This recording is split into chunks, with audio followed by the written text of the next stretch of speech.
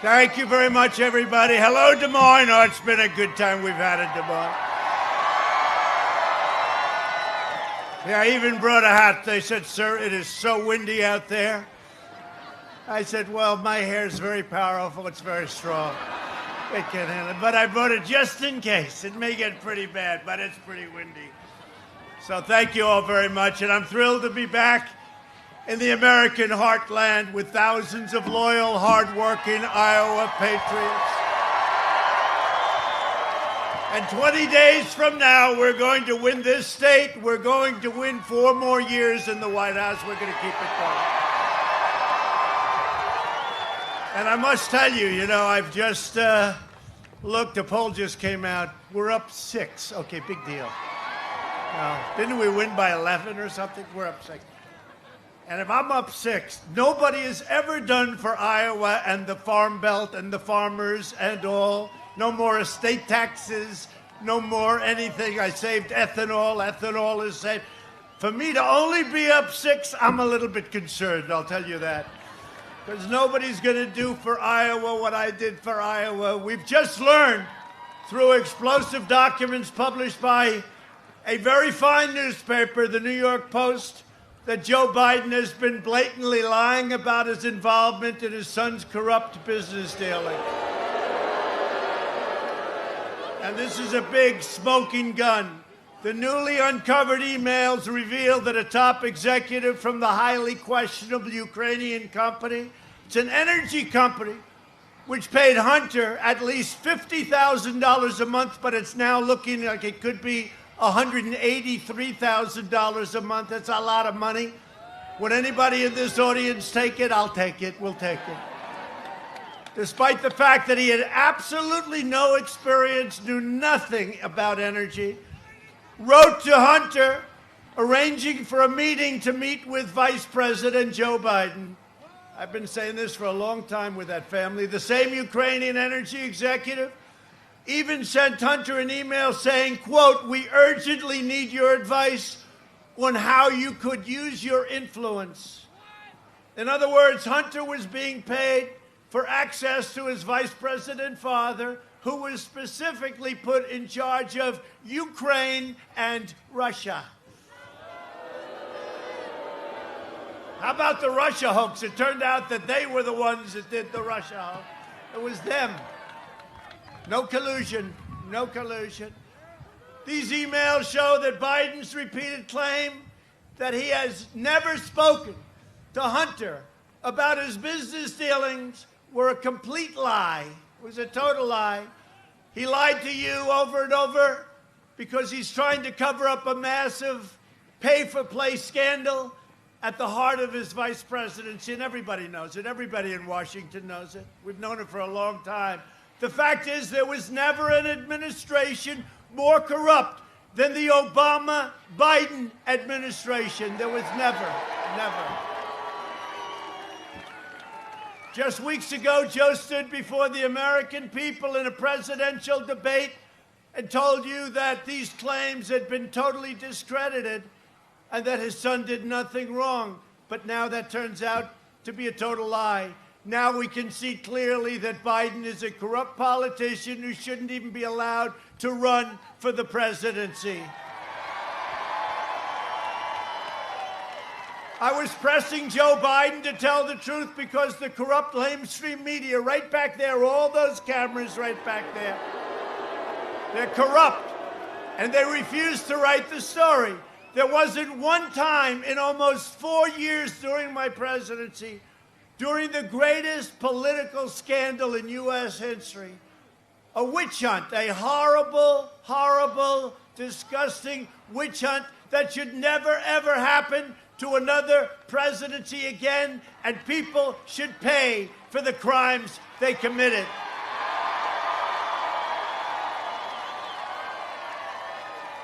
Which turned out to be a total illegal hoax that false and libelous stories every day, false and libelous stories, and they knew they were false too. They knew they were false. They were never taken down by Twitter or Facebook or the mainstream media, never once. Yet with Biden today, They take negative posts down almost before they even go up. They're trying to protect him. They're trying to protect Biden. They take him down. And I was just getting off that magnificent plane behind us, Air Force One.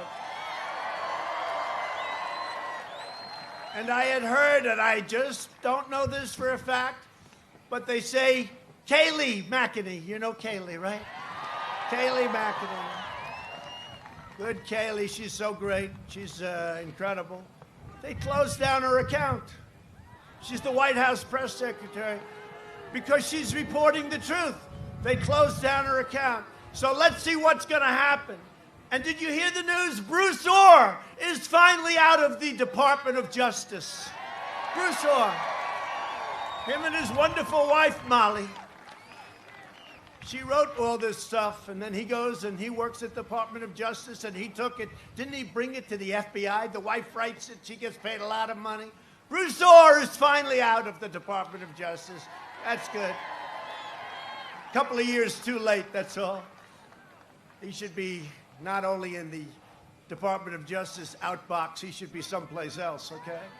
8 months after his alleged meeting with the Burmese executives, so this Burmese, they say, pronounce it Burmese, a real beautiful company. Vice President Joe Biden went to Ukraine and threatened to withhold $1 billion in aid if they did not fire the prosecutor that was investigating his son and the company that his son worked for. That's very miserable. The documents also show that before one of Joe's trips to Ukraine, Hunter emailed his business partner saying his lucrative contract should begin now. Think of that. Should begin now. Right now, it's got to begin. The whole thing is so incredible. Here's a guy. Look, let's just put it in simple language. He got thrown out of the military. That's unfortunate. He didn't have a job for a long time. His father becomes vice president, and he's making millions and millions and millions of dollars a year. Think of it. No, think of it. Think of it. It's like the Hillary stuff, the crooked Hillary, and it's the crooked Joe. You know, when a Democrat voter here in Iowa asked Joe last year, you remember, if his son raked in money in exchange for providing access, Joe called that man a damn liar. You're a damn liar. Kid's making millions of dollars. He had nothing. He didn't have a job. Thrown out of the military, sadly, but thrown out of the military. And he knew nothing about energy. He knew nothing about investments, knew nothing about China. How about he walked away $1.5 billion to manage for China? They don't do that with the most brilliant people on Wall Street. Vice President Biden, you owe the people of America an apology because it turns out you are a corrupt politician, okay?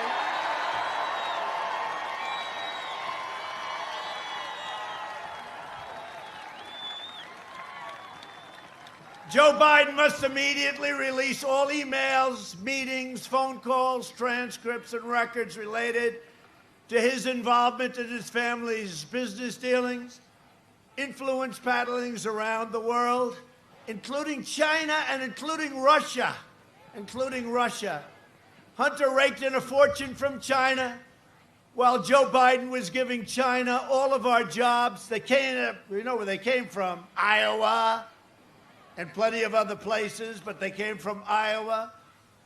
He was giving them, they were taking our jobs, they were taking our factories, they were taking everything, they were taking our wealth. And I gave you $28 billion to say, thank you very much, President Xi. It came right out of China. And because of that, everybody's happy in Iowa. I just hope you remember that on November 3rd. Hope you remember. Nobody else would have done it.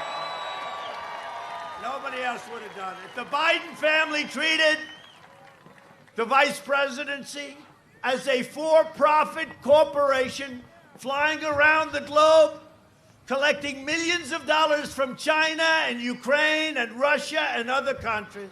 In fact, the wife of the mayor of Moscow gave Hunter Biden a check for $3.5 million in cash while his father gave away the store to Russia, including Crimea. Remember Crimea? The Bidens got rich while America got robbed. By contrast, and this is so true and so easily true, and I'm so proud of it in so many ways, I've given up billions of dollars to serve as your president, and it's my greatest honor of a lifetime. It's so true.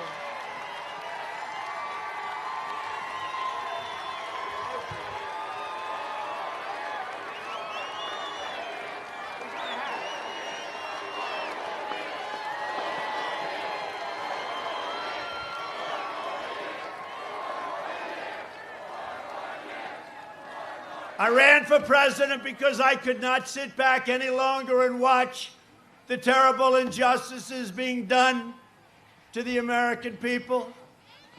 And it's true. And by the way, before the China plague came in, we had the greatest economy in the history of the world, and now it's going right back there. Our stock market is very close to a number that was even higher. Does everybody have your 401k ready? Because it's going through the roof. We're going to have the best year we've ever had, and we're going to have tax cuts, not tax increases. They want to increase your taxes. They want to increase your taxes so they can spend it on the Green New Deal. It's another beauty. I cannot sit idly by and watch career politicians like Joe Biden continue bleeding this country dry. And that's what it is. You know, you can say whatever you want. You can say whatever you want.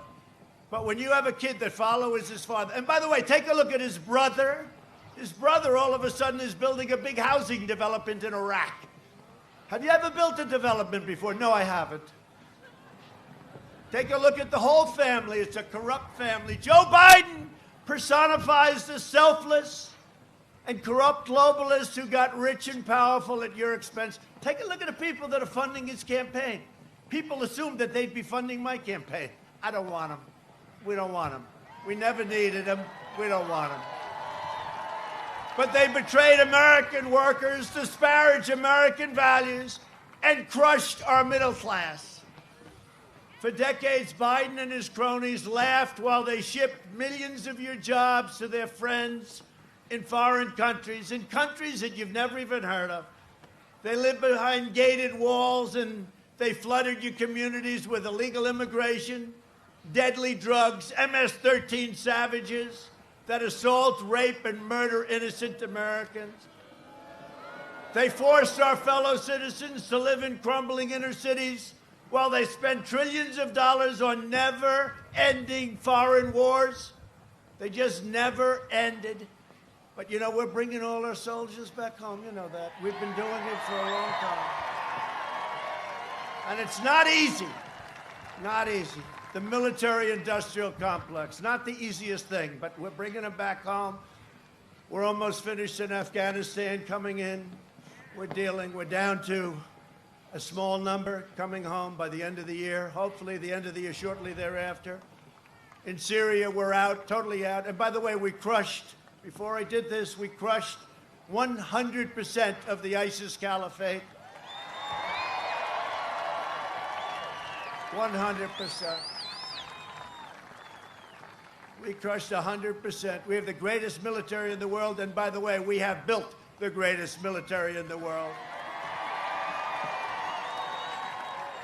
So I just tell you from Iowa, you know, you're a very powerful state politically. You're a big state to me, big in your heart. But you have a tremendous influence and a tremendous power, and you've never let me down. You just came in, and we won by so much. You know, they say if a Republican wins by 1 point, I think I won by 11, right? 11. That was early in the night. Remember that? They said, Donald Trump has won the state of Iowa. Then they said, man, he won by 11 points. What's going on? That was just the beginning. Then we won Ohio.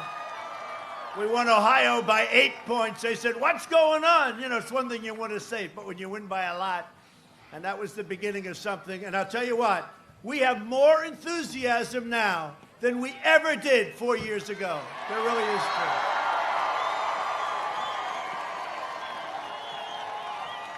And we have great poll numbers, although, you know, you see a lot of the fake poll numbers. They'll do anything they can. They're called suppression polls. Yeah, there they go. Look at the red lights. They start to go off as I start to point. You know, in one way they want the ratings, in another way they don't want to have the ratings, and you're telling CNN that they're a fraud in their broadcasting. No, that was one of the greatest evenings ever. There are those that say it was the most exciting evening in the history of television, highest rated evening in the history of television. And you know what? The election we have coming up on November 3rd is actually more important. It's actually more important. In 2016, you voted to fire the failed and decrepit political class, and you elected an outsider as your president, and I finally put America first. It's called Make America Great Again.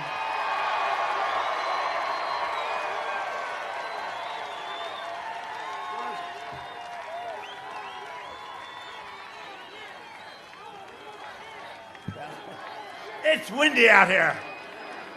If you can wear the hat, I can wear the hat.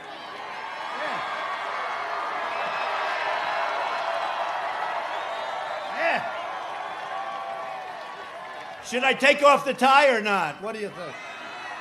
I don't know. Maybe yes?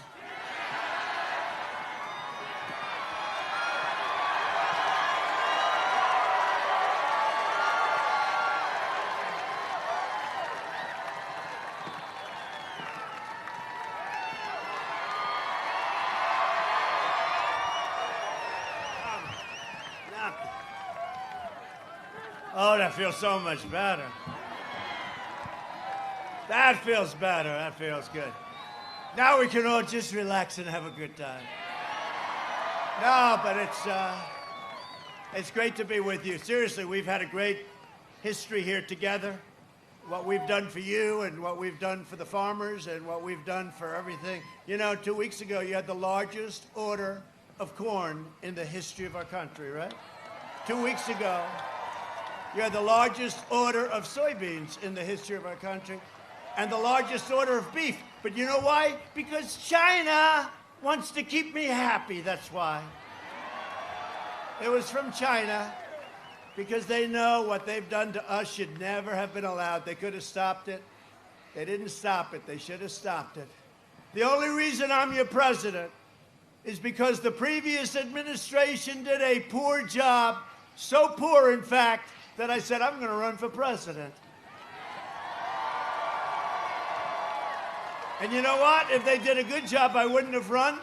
And if they did a good job, I guess I wouldn't have won. When you think, I wouldn't have run, and I wouldn't have won. But they were so bad, and it turns out they were so totally corrupt. We did not come this far to overcome this much and fight this hard, only to surrender our country back to the depraved Washington swamp. You know, when I would say, drain the swamp, I used to say it, you know, drain the swamp, and people liked it. I hated the expression. I hated it. I hated it. I just said, this is a hokey expression. And I put it in one speech, the place went crazy. I said, I'm starting to like that expression. Then I put it in another speech, and they went crazy. I said, you know, I really like it. I really like it. But you know, when I say drain the swamp, I had no idea the swamp was that dirty, that disgusting, and that deep. It's true. If I don't sound like a typical Washington politician, it's because I'm not a politician, thank God. And I don't want to insult our great politicians, because you have some great ones with us tonight. But if I don't always play by the rules of Washington and Washington establishment, it's because I was elected to fight for you harder than ever. And I tell you what, I fight for you harder than any president has ever fought for anyone. It's not easy. But I love it, because we're making tremendous progress. We're making tremendous progress. And the fact is that no administration in their first 3.5 years has ever done as much as this administration has done. You take a look at the list. And you know, it's amazing because they always challenge you. They challenge you on everything.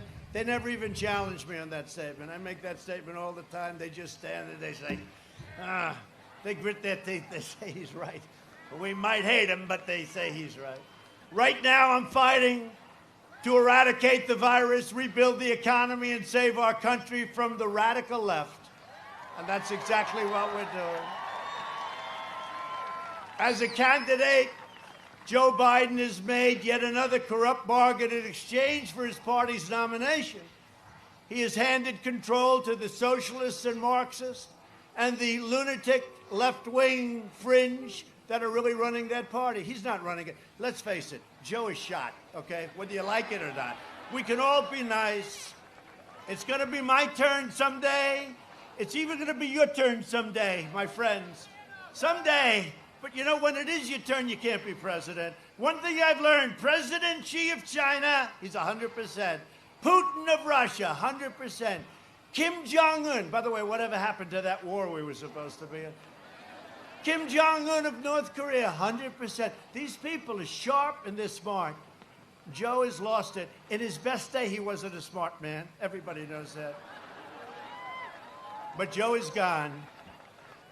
If he wins, the radical left will be running the country. They're addicted to power, and God help us if they get it. We'll never be the same country, and we will never be able to recover, and we are on a basis. And I'll tell you something, the country was coming together. I was telling a very good reporter today that our country was coming together because we were having such success, that I was being called by people that normally I wouldn't be speaking to too much. They don't want me, I don't want them. But we had the best employment numbers in history, African American, Hispanic American numbers, women, Asian, everything.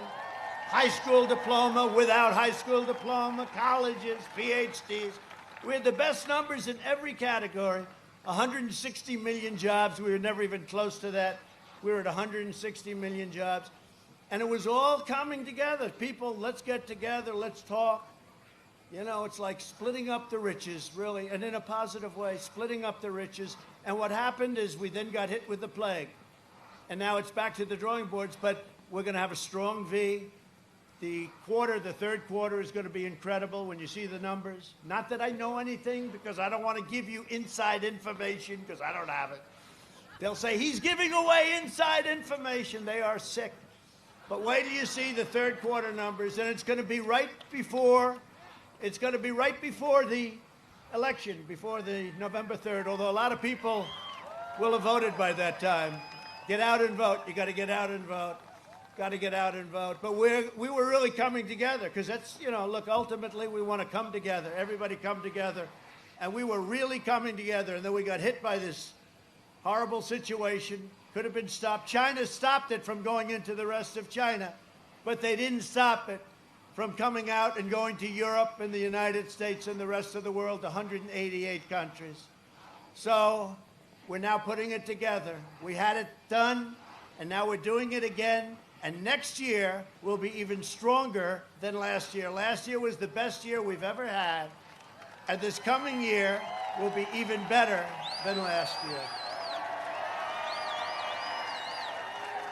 Unless somebody comes along and says, let's quadruple your taxes, which is what they want to do. They want to raise your taxes. They want to go with this ridiculous Green New Deal, which, by the way, their original price, $100 trillion, you couldn't do it for that. If we did great every year for 100 years, everything was perfect, right? No nothing, no recessions, no anything. You couldn't make $100 trillion. These people are crazy, and they actually mean it. You know, they actually mean it. So we're going to get it going to a level that nobody can ever turn course on us, nobody can ever change. You know, I tell the story for years as a student of economies. I just love it. I love watching it. I love doing it. And I love seeing the results, because the results have been so incredible. But as a student, I used to hear for years, for 10 years, 2019, China, because look, let's face it, China's 1.4 billion people, we're 325. not including illegal immigrants that are in the country, frankly. And we don't even know what that number. I said, how many do we have? We have no idea, sir. Well, I have an idea. By the way, our southern border is now stronger than it's ever been. But we have 325, 330 million people. But for years I heard that China will overtake us as the world's largest economy in the year 2019. You've all heard it, I think, right? Yes? He's a very smart-looking guy. You're loaded with money, I'll bet. Look, that's why he's in the front row. He's in the front row, and he didn't have to stand here for 3 days to get there. I can tell he's got. But, right, 2019 that China was going to overtake us. Well, you go back 6 months, 7 months. Not only weren't they overtaking, we were beating them by leaps and bounds and getting bigger and bigger and growing and taxing them and taking in billions and billions in tariffs. And when they targeted Iowa and the farmers of this country and ranchers and others, I said, no, you can't do that. No, you can't. And I put a 25% tariff on everything. And I gave a lot of the money, although I don't want to say it too loudly, $28 billion. I gave you 16 and 12. I said to Sonny Perdue, Secretary of Agriculture, great guy, he knows more about farms. I said, Sonny, what's the number? He said, 2 years ago, sir, 12 billion they hit us for. And last year, 16 billion. I said, that's okay. We're going to put a 25% tariff. The farmers are going to get 12 billion, and then they're going to get 16 billion, okay? And we're going to give that money to our farmers, and that got our farmers even. In fact, I shouldn't tell you this because they don't like this, but some of the farmers were making more money the way they was doing it than by working their asses off, all right? They were very, very happy. But no, we took care of our farmers. No other president's going to do that. No other. That's why China got away with all of this stuff for years. And we had plenty of money left over after the $28 billion. It went into the U.S. Treasury. But they got away with it because they threatened a president like Obama. We're going to target your farmers. We're going to target the middle of our country. And Obama would say, oh, Betty, we better not get involved. I said differently. I said, if you do it, then what we're going to do is we're going to tariff your goods and we're going to give a lot of that money to the people that you're targeting. And you know, the thing that most impresses me about Iowa, Nebraska, and a lot of other states, if you look, by the way, Minnesota was so great, all of them, every one of them. Wisconsin was incredible.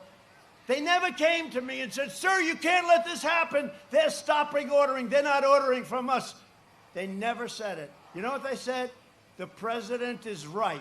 At some point, we have to put up a stand. And I didn't hear one, even from fake CNN. They put people on television that said, I know it's not good, but the president is right.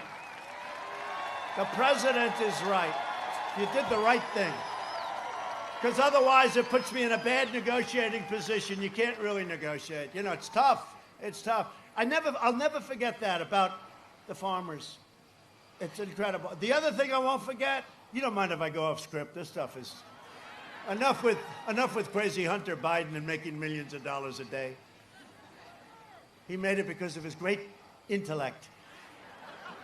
No, but you know the other thing? Where's Hunter? Is Hunter here tonight, by the way? Hunter, congratulations on making a lot of money last year. You know the other thing I remember? In the White House, we had 36 farmers come to see me. I'll never forget it. And they were getting hit really hard. This was 2.5 years ago, early. And they came in to see me, almost all farmers. And they said, sir, we're hurting, but you're doing the right thing, sir. I'll never forget this meeting. It's early. I have pictures of it. Many from Iowa, but from other states, but many from Iowa. And I never saw it because everyone's always asking me for money. I want money here. Countries want money. Our so-called allies are always asking for money. Please defend us, even though then they rip us off on trade. You know, we defend them and then they rip us off on trade. They're always asking for money. So the farmers are in. And I said to them, you know what I'm going to do? I'm going to do a big thing. I'm going to get you a lot of money, and I'm going to do for tariffs, and I'm going to do this to China. This is very early on in the strategy. And I'm going to subsidize you guys. You're going to be so happy. And I used a terrible word. They said, sir, may I speak? Yes. You can. What do you want to say? We don't want subsidies, sir. All we want is a level playing field. We don't want anything. All we want. True. Right? It's true. I never heard that. Most people, they don't care. Call it subsidy. Call it, give me cash. Just give me money. The farmer said, and by the way, I could see there was like a chill in the room. I mentioned that word. I said, did I say something wrong? The farmers are unbelievable. They're the heart of this nation. They said, we don't want subsidy. I'll never forget it. Sir, we don't want subsidy. We don't want that. We just want a level playing field, sir. We'll beat anybody. We want a level. And it's to this day, I tell that story all the time because I don't hear that. Most people, they don't care. You can call it anything you want. You call subsidy, you call it anything you want. I just think you people are incredible, okay? That's it. Enough. Enough of that. Enough of that. Enough of that, or I'm going to make him cry, and he hasn't cried in 40 years, that guy.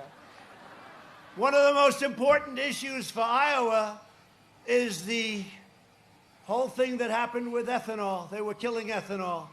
And Joe Biden's vowed to abolish fossil fuels. He supports all of the outside, this crusade to eliminate gas-powered cars. And his running mate sponsors the insane. She's the most liberal. By the way, did Mike Pence beat her?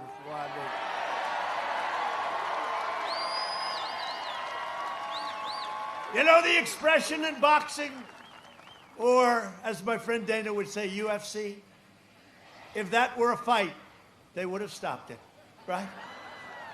Mike Pence, we love Mike Pence, and he loves Iowa, too. He loves Iowa.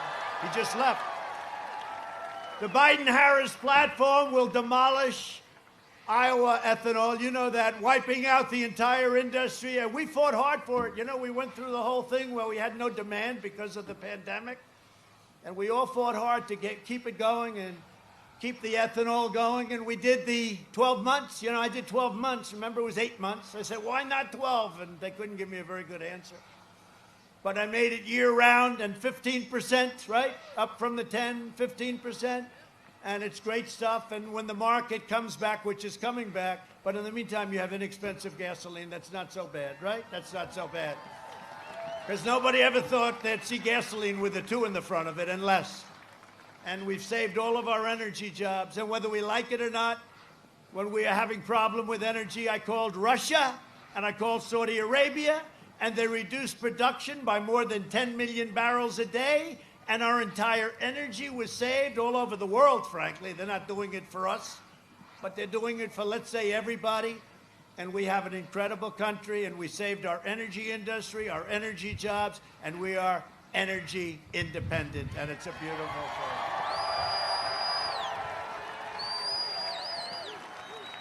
And by the way, I also made a little promise most of you won't understand. For those people in the ethanol world, you can use the pumps. Okay, do you understand that?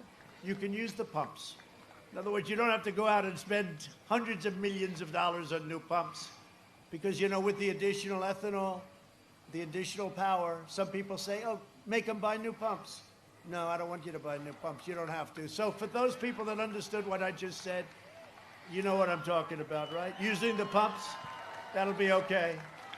To defend our rights and our Constitution, I nominated Judge Amy Coney Barrett to the United States Supreme Court.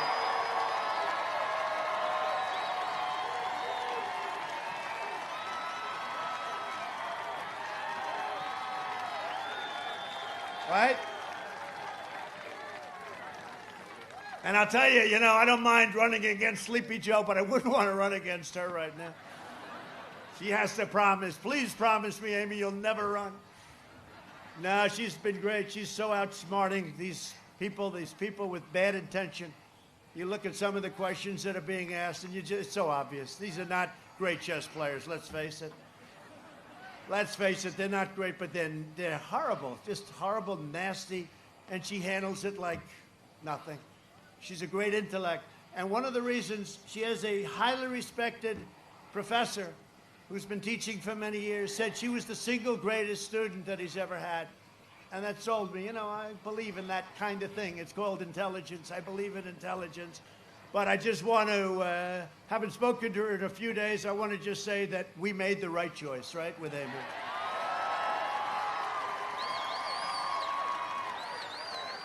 And speaking about making the right choice, you made the right choice a long time ago with a man named Senator Chuck Grassley.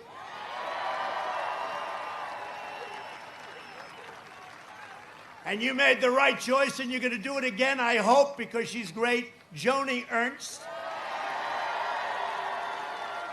And they're right now in Washington fighting to confirm our great new justice, our future justice of the United States Supreme Court. Joni has been fantastic, and she's been fighting for Iowa values for a long time. She'll call me, sir, can we do this? Nobody called me more on ethanol than Joni and Chuck. In fact, I used to duck their calls. Tell them I'm not in. Just tell them I'm not here. I can't take it anymore, Joni. But that's what a good senator is. They want to keep your state going. They want to keep our country going. They love our country. They love our state that they represent. So Joni Ernst, you got to get her in. And Chuck Grassley, we don't have to worry about him. He'll be around forever. He's great. You know what I love about Chuck Grassley? He's got that voice, that great voice. Even when he's being nice, he sounds like the toughest guy, right? And he's being nice. And he looked at Comey, remember, you know, the corrupt FBI director. And he looks at Comey. He looks at Comey, corrupt guy. And he just said, did you leak? And Comey choked. Yes, I did.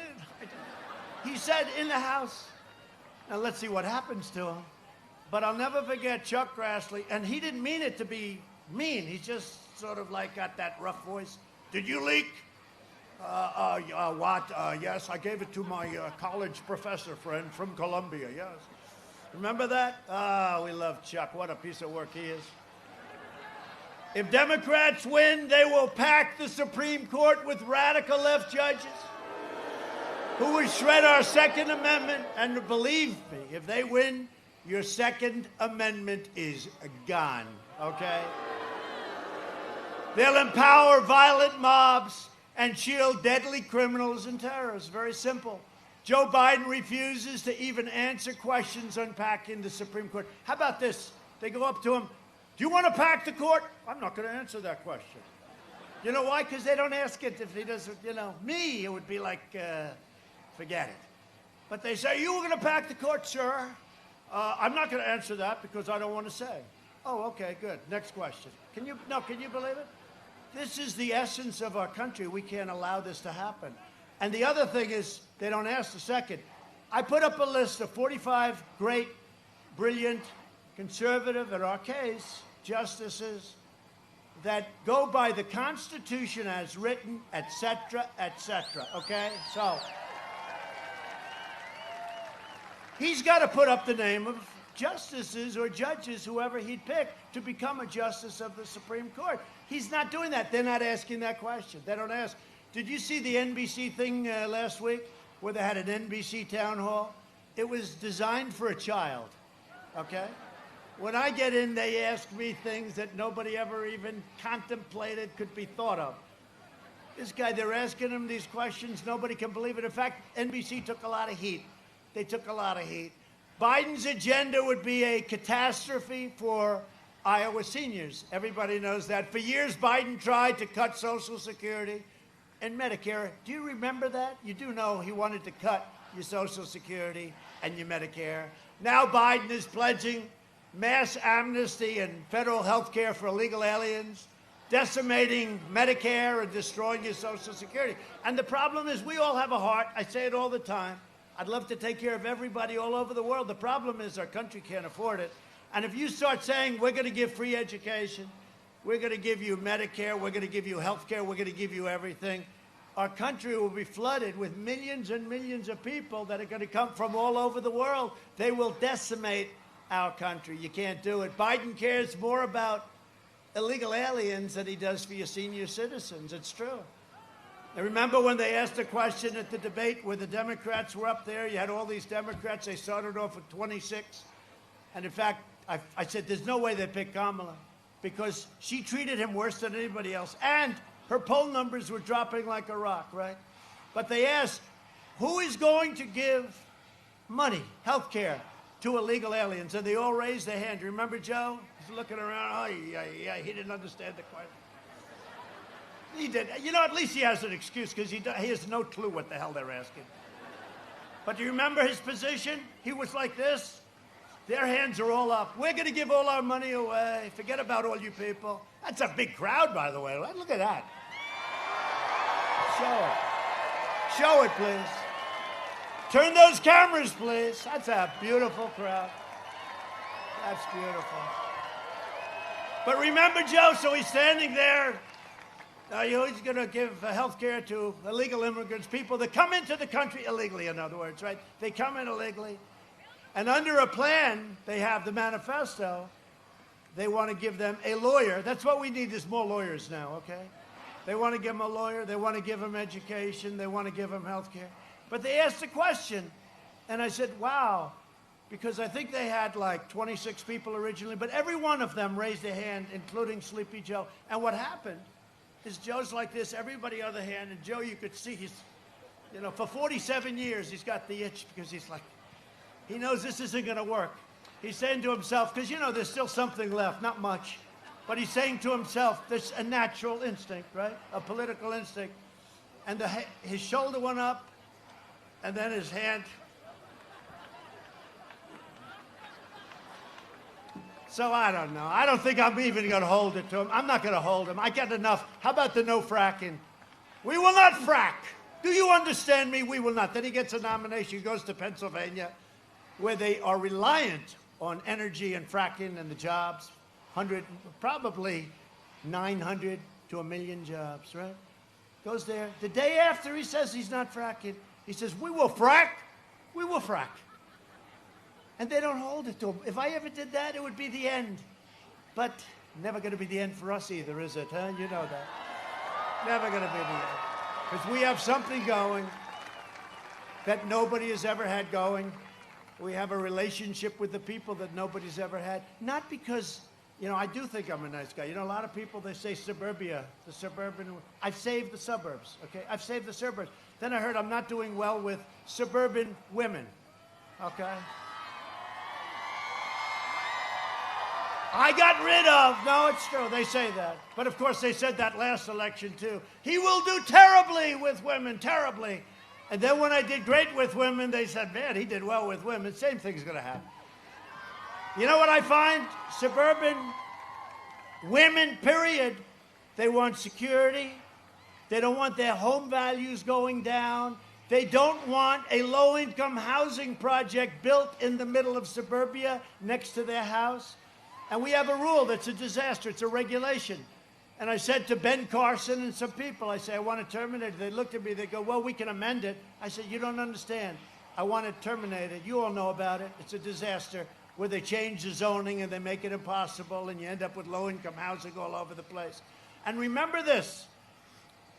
29 to 30% of the people living in suburbia are minorities. So this has nothing to do with discrimination. It has nothing to do with anything. What it has to do is with the American dream. The American dream. We're not going to destroy the American dream for stupid people like Cory Booker. And he was putting Cory Booker in charge. How about that one? That's a beauty. Yeah, he did a great job as mayor of Newark, New Jersey. That worked out. How's Newark doing? This election is a choice between Trump recovery at a level that nobody's ever seen before and a Biden depression. If they get elected, they're going to double and triple and quadruple your taxes. You will have a depression, the likes of which this country has never seen before, and that probably includes 1929. Okay? And one thing we learned about the farmers, they don't do well in depressions. Do we agree? They don't do well. Nobody does well in a depression. You will have problems like you've never had before. Joe Biden would terminate our recovery, delay the vaccine, prolong the pandemic. And by the way, for those states, open up your states. Open them up.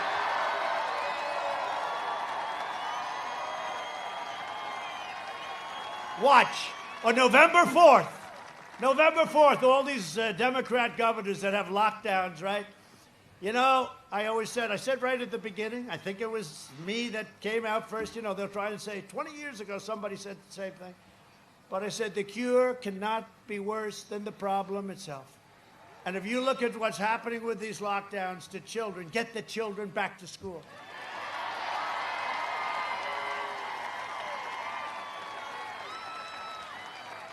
Like, I'll give you an example. The children, 99.9%. Barron Trump, you know, he had the Corona-19, the China virus. It's got 21 different names. I could go over it. But to me, Corona means Italy. China is China. And it came from China. So he had the China virus, right? And he had it for such a short period of time. I don't even think he knew he had it. Because they're young and their immune systems are strong and they fight it off. 99.9%. And Barron is beautiful and he's free. Free.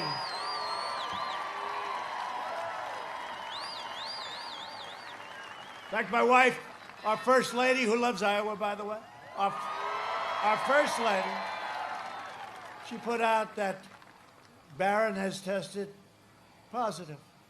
And I said, wow. And we talked about it. I said, you put it out, you're not, you know, it's like personal stuff, but we really haven't. I said, yeah, let's put it out.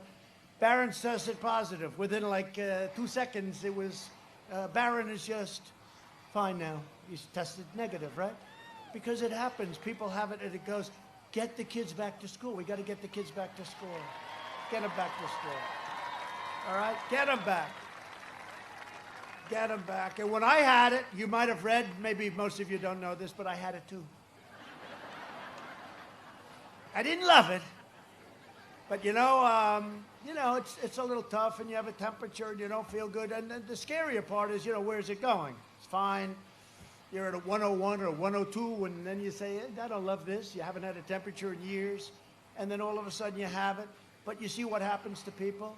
And I went to the hospital, and it's an incredible hospital, Walter Reed. I've seen what they've done because I've been there many times for our great warriors that come back so badly wounded, and these doctors are incredible. And one thing, when you're president, I'm laying in this bed, not feeling my best. And I'm surrounded by 12 doctors. One's the head of Johns Hopkins, one's the head of Walter Reed, one's the head, these incredible doctors. And I looked at the alternatives, all things we developed in the last 7 months. And one of them is Regeneron. And I said, I'll take that one. Because it very early in the testing, but it had great numbers. And I'm telling you, they gave me this, and they call it a therapeutic. To me, it's a cure. Because I felt like Superman the following morning. I felt like... In fact, I made a speech about a day later, 2 days later, somebody said, he looks better now than he did 2 weeks ago. What the hell's going on? So this is what's happening. We're making tremendous progress. The vaccines are coming out very soon. A lot of great things are happening on that front, but a lot of great things are happening for our country.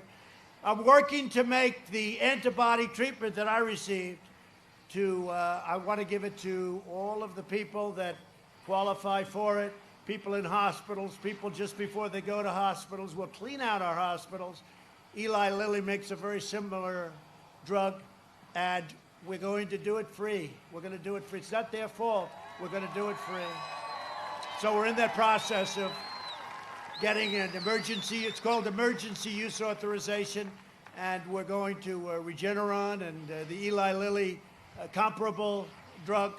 We're going to give it to everybody, and I hope they have the kind of luck that I have. But maybe I would have been perfect anyway. I like to say I didn't need it. I would have been perfect anyway because I'm so strong. You know, I said that. I said sarcastically, I said, well, I'm in no danger because I'm in perfect physical shape and I'm very young.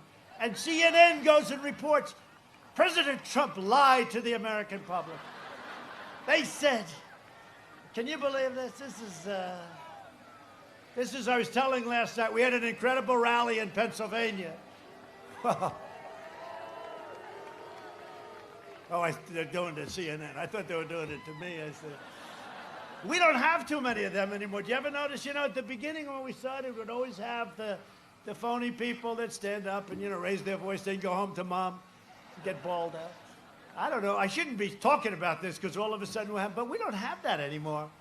I learned about the cameras because the cameras never like show. Look at that. Look where that crowd goes to. Look where that crowd goes to. All the way back to the buildings.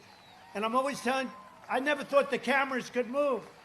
And then I just noticed whenever we had a troublemaker in the audience, they'd spin around, they'd be in like a pretzel, right? They can do anything, these guys. I thought they were like rigid, you know, like a rigid piece of steel. They don't turn. But if we had in the back room behind the pillar, somebody, the camera would be turning around like a snake, 15 different angles. But that sounds good. That's a brand new F-35 fighter jet. You can't see it. They say it's the greatest plane in the world. And by the way, speaking of that, our military, when I came in, the world's most overrated general told me, "Sir, we have no ammunition," because we may have had a conflict very early in. And I said, no president should ever hear that. And we have rebuilt our military, $2.5 trillion, all made in the USA, with equipment like that, the likes of which no country has ever seen before. We are the envy of Russia and China and any other country. We have equipment that nobody has. Our missiles, our rockets, our nuclear has been totally upgraded, and pray to God we never have to use it because I see what happens. Pray to God.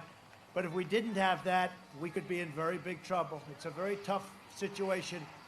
But you look at the new tanks that we've ordered from Ohio, by the way. We kept the Lima plant. I said, keep it open. They were going to close it. I said, keep it open. Before I became president, I said, keep it open. Because I visited it. I said, you could never build a plant like this. You could never get the people to make the tanks, and we're going to be ordering tanks. We've totally rebuilt our military. We have the greatest missiles, rockets, tanks, fighters, bombers, tankers, ships in the world, all made in the USA.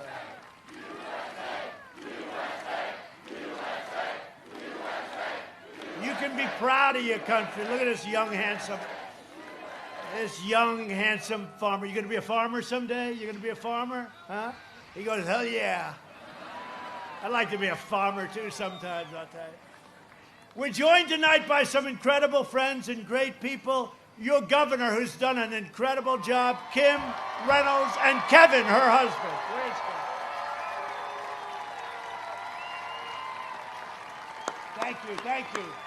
Thank you, honey. Really great job, Kim. How we doing, by the way? Okay, we're looking good? That's good. Thank you for everything, Kim. As well as Lieutenant Governor Adam Gregg. Adam, thank you.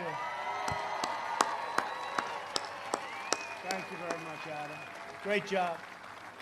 Iowa Secretary of Agriculture, Mike Nagy. Mike. Where's Mike? Thank you, Mike. Iowa Senate Majority Leader, Jack Whitver. Thank you. See the way they all stay together? They like each other. Speaker of the Iowa House. Oh, you got to tell me this. This is good genes, I think, right? There are genes involved here, right? Pat Grassley, right? Good genes. What's the relationship, Pat? Huh? That's good stuff. You got good stock. I want to bet on that guy in the future. Thank you very much. Great job. I hear you're doing a great job. We're doing all right? Good. Thank you, Pat. Ambassador Terry Branstad. Okay, do we have time for one quick story about Branstad? Okay. Because his son Eric is even better than him, but I'm not going to talk about it. And here's a guy that doesn't mind me saying, you know, a lot of fathers, they get angry if you say that. Oh, I'm better than my son. Those are not great fathers. This guy's proud. His son is great. But when I met Terry, it was long before I thought about this, and I heard the governor of Iowa was in New York, and he wanted to see me. I said, oh, what the hell do I want to see the governor of Iowa for? You know, I'm putting up buildings, and I'm saying, all right.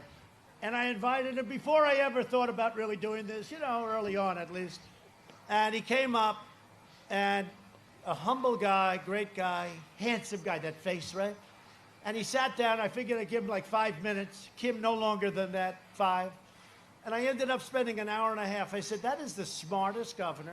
And then I learned, and as you know, he was the governor for 24 years. That's an all-time record in the United States, right? 24 years. And he told me a story in the first meeting. That was before I think that I was even thinking about doing this. And again, it's only because Obama and Biden were so bad. I said, let me do it. I wish I didn't have to, but I'm having a lot of fun because we're making such progress. But he told me a story. He said, you know, many years ago I met a man in China because he was selling corn. Can you believe it, right? Corn, crops. And he was selling corn. And he said to his wife, this is 35, 40 years ago, he said, I met a man in China and I went home to my wife. And I said, you know, I just met the next president of China many years forward, but I just met a future president of China. And I said, who was that? It was President Xi, who's now the president of China. And I said, you gotta be kidding. He said, nope, I could tell right from the beginning he was different. And he was, I'm not happy with what's going on, but he said, I just met the next president. And then I remembered that story, and then I ran, and he was so incredible to me in Iowa, and he wanted us to win, and his son was very much in charge of what we were doing, and it worked out great, and we won by a lot, and then we won the whole thing. And I said, you know, we have to pick somebody really smart for China. And I said, you know, the governor of Iowa came to me and told me that story, and I called him. I said, how would you like to be ambassador to China? And he said, sir, I've been doing this for 24 years. It would be an honor. And I have to tell you this, he represented us great with China. He represented us great. I never told that story. I never told that story. But about a month ago, he called. He said, sir, I want to come home now. I want to make sure you get reelected. I want to come home. And he's out there. I know he's out there working, but we love him. He's a special guy. You got a couple of real beauties with Grassley and with this guy. I'll tell you what, a couple of great people. Thank you very much for everything. Great job you did as ambassador. The only question I have is, do we call you Mr. Ambassador or Mr. Governor? What do you like? He said either one's okay. That's him. Anyway, thank you very much. Great job.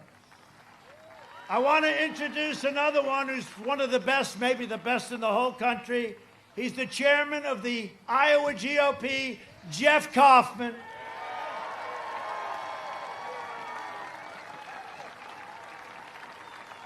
You look good, Jeff. You lost weight, Jeff. You lost weight. I'm proud of you, Jeff. You do a great job. How are we doing? He said, Iowa's ours.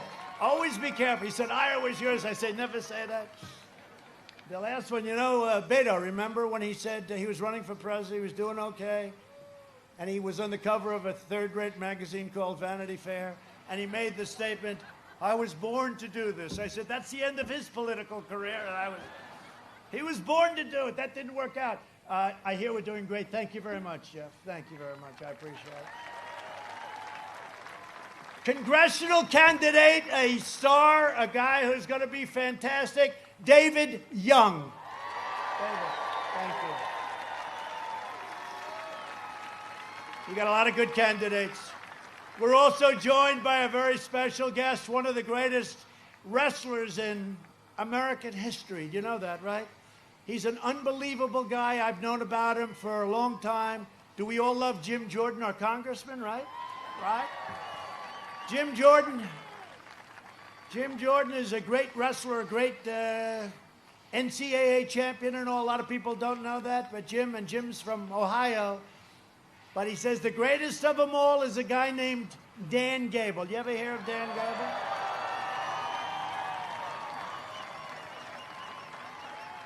And listen to this. I mean, I have to tell you, is Dan here? I hope he's here. Come here, Dan. Come on. Come on. Look at this. You mean I can't take this guy in a fight? Can you believe it? Huh? Wow. Wow. Come here, man. Hey, Dan, I'm immune and I can't give it to you, so that's good. We love you. But I met Dan a few years ago, and I looked at him and I said, How come he's 181-1? Think of it. He won 181. People don't know, like, that's like crazy. 181-1. I'm going to ask you later on who is the one. I want to find out who. But he did something else. He won the Olympics, 1972. And to do that, he had to wrestle against the 6 greatest wrestlers in that weight class in the world. And he did something never done before. He didn't yield 1 point throughout the whole thing. And he ended up beating, in the Olympic finals for the gold medal, he beat the great Russian wrestler, didn't get a point. He went through the whole thing. Nobody got a point. And I'm looking at him and I'm saying to myself, I'm telling you I could take him, but I better not try it. But Dan has been inducted into the USA Wrestling Hall of Fame, the US Olympic Hall of Fame, the National Wrestling Hall of Fame, and the United World Wrestling Hall of Fame. And he's become University of Iowa's all-time most winning coach. In fact, Jim Jordan said he was as great a coach as he was a wrestler. He won many. How many championships did you win as a coach, Dan? 15.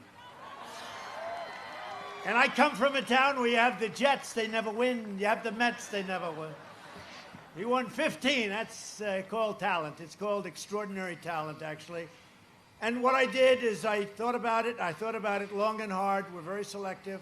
So the Congressional Medal of Honor and the Presidential Medal of Freedom are the 2 greatest awards you can get in our country. And I'm proud to announce that I will be awarding very shortly at the White House in the Oval Office, Coach Gable, the Presidential Medal of Freedom.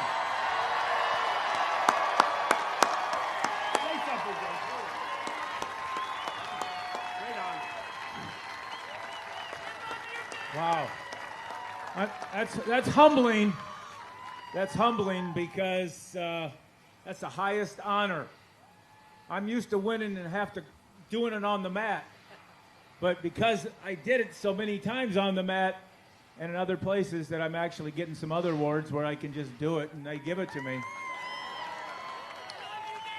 See, the thing about this guy is I've coached a lot of athletes over all the years, and I'll tell you what, when I look at them and I hear them, they kind of remind me a little bit of this guy right here. And every one of them, you had to mold. Every one of them, you had to learn a little bit more. They had to get better. And every one of them did. And that's why they were not just one-time champions. This guy's already a one-time champion.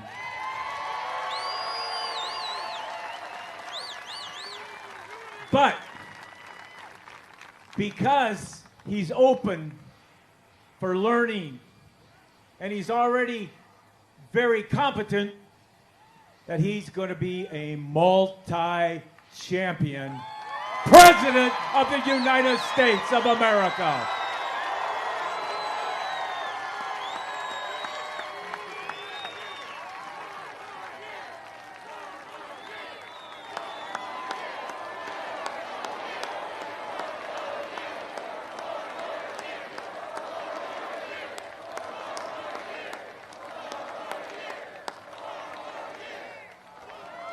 Well, he's the pride of Iowa, and he's great. You know, you always try and figure out what makes a champion, because you look at him, nice guy, good-looking guy, all that stuff, but why is he 181-1? Why is he a gold medalist that's done something that nobody ever did? Didn't allow 1 point of any of these wrestlers, and they're all the best in the world, the toughest.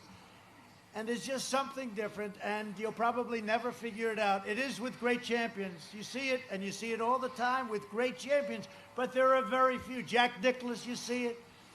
Tiger got the same award. When Tiger won the Masters a few months ago, I said, you know what? That's an incredible thing he did. And we gave him the Presidential Medal of Freedom, and he said it's one of the greatest honors. He actually said it's his greatest honor. I said, Tiger, you deserve it. You know, he went through a lot, and he came back. But you have great champions, and they're different, and nobody knows why.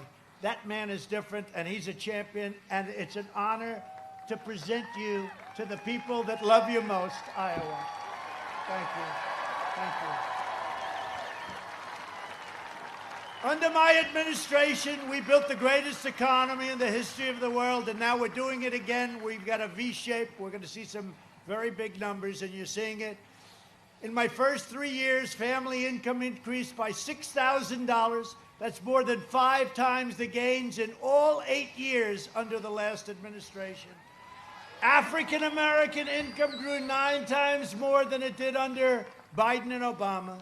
We lifted 6.6 million Americans out of poverty. So proud of that. African American unemployment, Hispanic American unemployment, and Asian American unemployment all reached the lowest levels in history. At the end of the last administration, the Congressional Budget Office projected fewer than 2 million jobs would be created over the next 3 years. And we crushed that prediction and created almost 8 million jobs. Nobody can believe it. And we're doing it again. My policies have benefited those who needed it the most. The bottom 50% of households saw an astonishing 40% increase in net worth. After our tax cuts, wages grew fastest for the nicest, it makes me feel so good, blue-collar workers. They were the ones that had the biggest benefit from what we did. Since the China virus, we have created a record 11.4 million jobs. That's a record. We've never created jobs at a level at which we're creating them now. We've already cut the unemployment rate in half. We're down to 7.8%. Sounds high, but a lot of people said we're going to be at 42%. We're down to 7.8 and going down rapidly. Under Biden, it took 30 months to recover more than half of the jobs lost. 30 months. We did it in 5 months.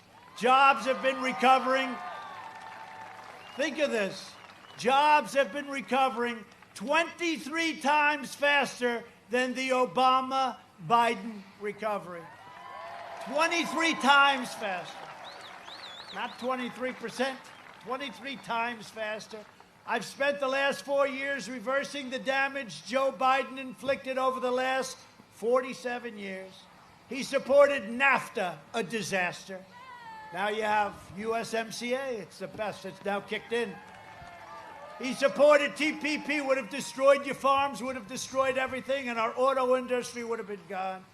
And he supported China's entry into the World Trade Organization, a catastrophe for our nation. You know, China tries to get away with the fact that they are a developing nation. Not anymore. If Biden wins, China wins. That's what's going to happen. If Biden wins, China will own our country. They'll own it. And if we win, Iowa wins, and America wins, and we're going to win for a long time. For decades, our politicians spent trillions of dollars rebuilding foreign nations, fighting foreign wars, and defending foreign borders. But now we are finally protecting our nation, rebuilding our cities, and we are bringing our jobs, our factories, and our troops back home to the USA where they belong.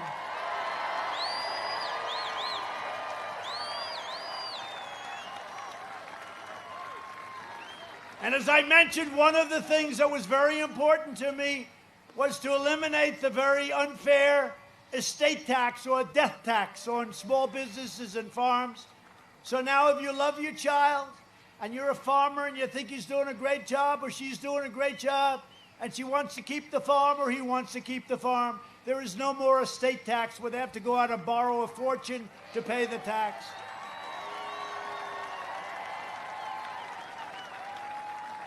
Is there anybody here who has a child to which they do not want to leave the farm because they don't like their child? Because, raise your hand, please. Does anybody have the courage? Yeah, there's one person over there. He says he's only kidding. No, but it's a big thing. I mean, look, it's a big thing. A lot of farms were put out of business. The parents They pass away. They leave the farm to the son, the daughter, to the family, and the family has to go out and borrow a fortune, and then they have a little bad season, a couple of bad seasons, and they end up losing everything. We don't have that anymore. We cut the estate tax. It's out, gone. These are things a lot of people don't even know. We got that. Along with the tax cuts, we got that. Biden wants to repeal our tax cuts and massively raise taxes on your family farms. And what we did was hit the, you know this, I mean, you know exactly. We hit it so quickly. We hit so hard.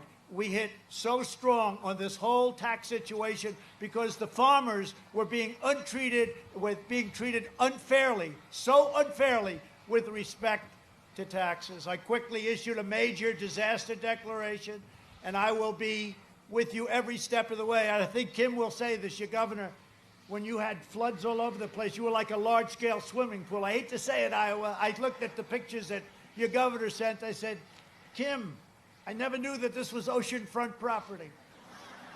And we took care of you, right? We gave you everything you needed, and we got rid of we rebuilt the dams and the dikes, right? We rebuilt it, and we rebuilt it fast. My opponent has put forward a radical plan to eliminate U.S. borders by implementing catch and release, imposing deadly sanctuary cities, and suspending all removals of illegal aliens. So if you have somebody that's a murderer or rapist, we can't do it. They agreed with Bernie Sanders, crazy Bernie. There's nobody that knows how to lose like Bernie. 4 years ago, he lost. He went home happy. He lost again because Pocahontas refused to get out of the race. Otherwise, I would have been running against Bernie. I don't know which is better. There would have been a lot more enthusiasm for Bernie, smaller base, more enthusiasm. But he got, I'll tell you, we're going to get a lot of the Bernie voters because they don't like Joe, and they love our policy on dealing with other nations because they love our policy on trade, because they understand. They happen to understand that, but they also know we can do something about it. Bernie would have never been able to do that. The United States would be completely overrun in a matter of days.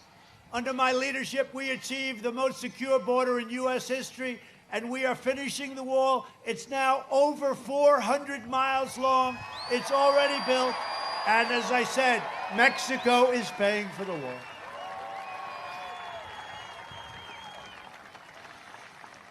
You know, we did more. One of these fake reporters said it. We did more.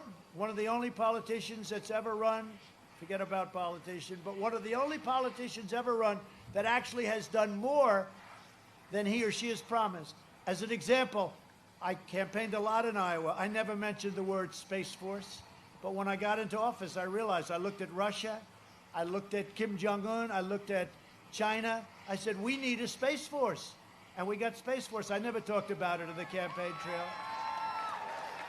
We also passed VA choice for our great veterans and VA accountability, things that they said were impossible to get done. So now instead of waiting online for weeks and weeks, if they have to wait, they go out to a doctor, we pay the bill, and it's been a great thing. 91% approval rating in the VA. They're doing a great job over there. Think of it. I mean, I shouldn't be telling you this because they'll find a vet someplace who's unhappy. But think of it. All our lives, we used to see on the evening news horror shows with the vets and the vets and the vets, and it's terrible what they're doing. You don't see any stories about the VA. You don't see any stories. We have done 91% approval rating by the vets for the VA, the job we're doing. And we defeated 100%. You know, we're bringing our soldiers home, but we defeated 100% of the ISIS caliphate in Syria and Iraq. And when I took over, it was a mess. And we killed the leader of ISIS, al-Baghdadi. They were looking for him for years and years. And we then took out the world's #1 terrorist and the mass murderer of American troops and many other troops and many other people. Qasem Soleimani is dead. Dead. One of the biggest things to happen in the Middle East in 50 years. I withdrew from the last administration's disastrous Iran nuclear catastrophe. $150 billion, $1.8 billion in cash for nothing. The deal's practically expiring now anyway if we didn't terminate it. I kept my promise, recognized the true capital of Israel, and opened the American embassy in Jerusalem.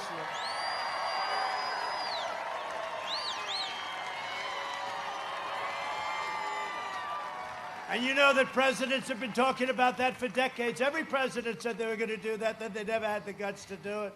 I also recognized Israeli sovereignty over the Golan Heights. And that's been 52 years they've been talking about that. I got it done in about 2 hours. And instead of endless war, we're forging peace in the Middle East. So I get nominated for 3 Nobel Peace Prizes, different subjects.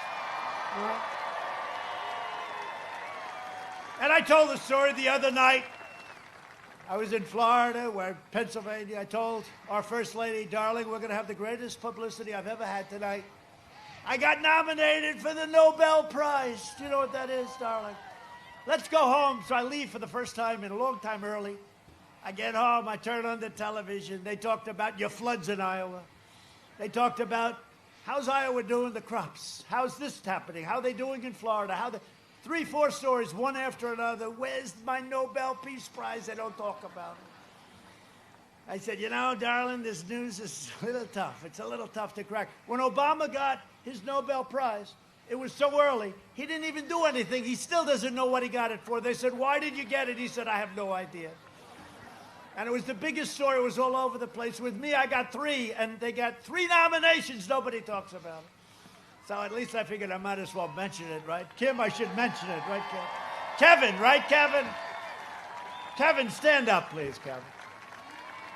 There's the guy.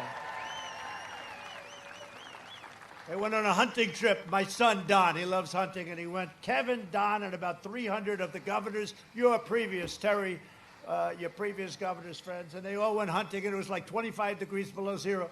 The only 2 guys that stood out there the whole time were Kevin and Don Trump Jr.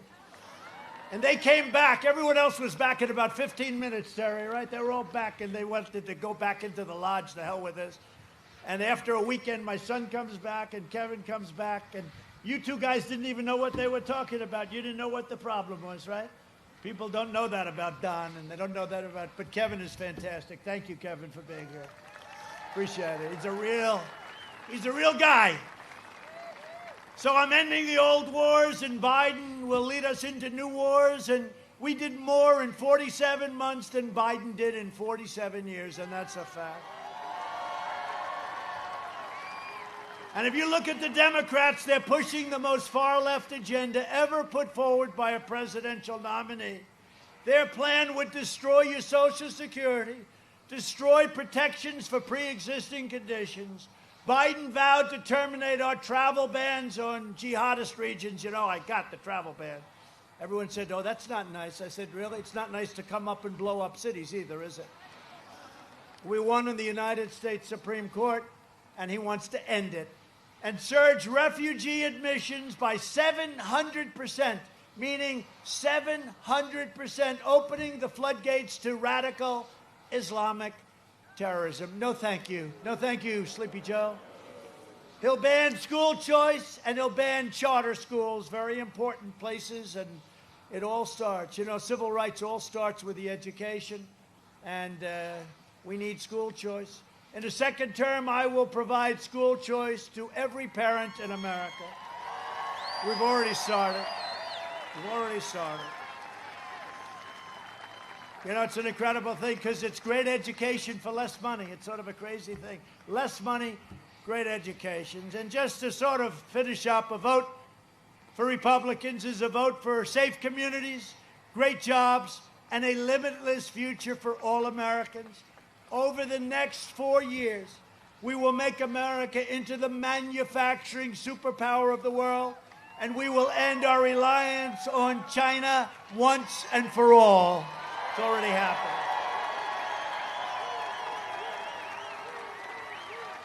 We will hire more police, increase penalties for assaults on law enforcement, and we will ban deadly sanctuary cities.